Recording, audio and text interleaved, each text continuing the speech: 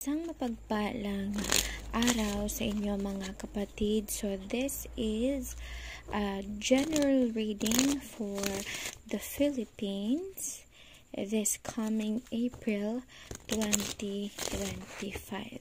So ano ba ang mangyayari sa Pilipinas ngayong 2025?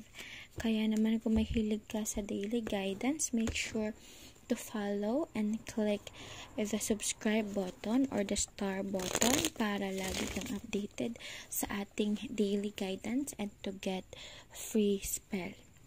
Siguraduhin na i-save ang video na ito dahil sisiguraduhin ko na babalikan mo ang video na ito.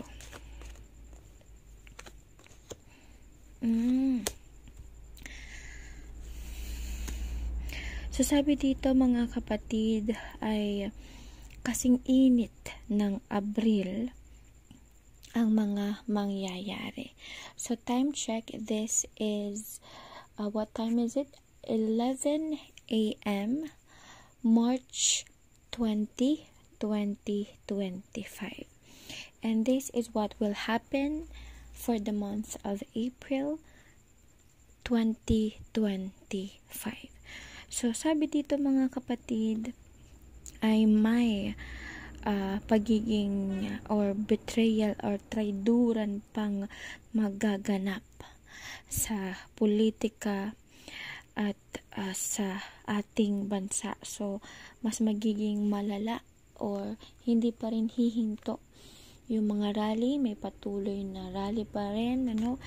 At may nakikita akong isang impormasyon dito na maglilik na talaga namang ikagugulat o ikagigimbal ng buong sambayan ng Pilipino. Kaya naman make sure to save this dahil kapag nangyari na itong nakikita ko na ito, babalik kayo dito at please comment yung nangyari na yon for you to verify and confirm. So, sabi dito ay mayroon ang ating Pangulong Duterte talaga lumalabas to o may mga malalaking bansa na tutulong sa kanya na kumbaga lihim na tutulong sa kanya,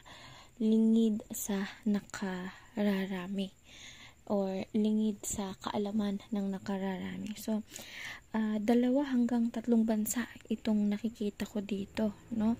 So, may malaking pagbabagong mangyayari. Sabi din dito, always expect the unexpected.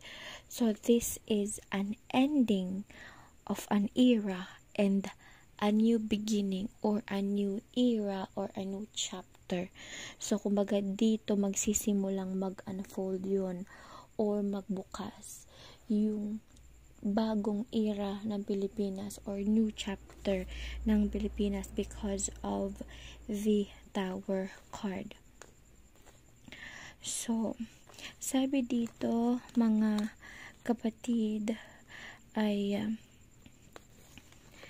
marami pa rin ang mga stress. Kumbaga, nagkukulangan na sa pananampalataya, tiwala sa ating kumbaga liderato sa Pilipinas. Ayan, frustration, stress, burden. Yan, so excessive pressure.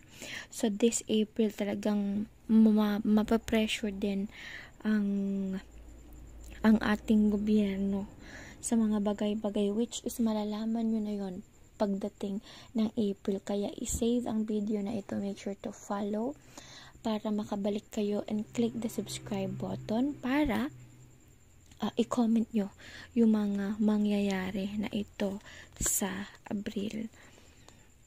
At siguraduhin po na mag-join sa ating daily live streaming or a daily live guidance session.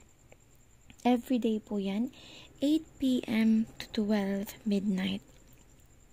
So, sa mga ganitong kaguluhan, sa mga ganitong struggle, so, isa lang po ang magagawa nating mga Pilipino. Kung hindi magdasal sa ating kaligtasan, magdasal para sa pagbabago ng ating bansang minamahal.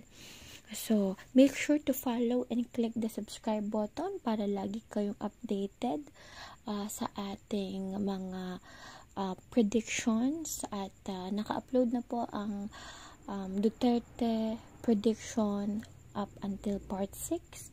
So, make sure to subscribe para mapanood mo yung part 7 kung saan sasagutin ko yung katanungan nyo kung ang ating Pangulong Marcos ba ay mai-impeach or mapapatalsik sa palasyo, at kung magkakaroon ba ng people power, at kung magkakaroon ba ng martial law. So, yan po ay mga sasabihin natin or ay i-update ko sa inyo sa mga susunod na araw. Kaya follow, share this live para marami rin po tayong mabigyan ng update, and i-comment na God save the country, or sabihin natin, i-comment natin na God save the Philippines, or Lord God save the Philippines. And we claim for a peaceful and better Philippines. Maraming salamat mga kapatid, and stay blessed.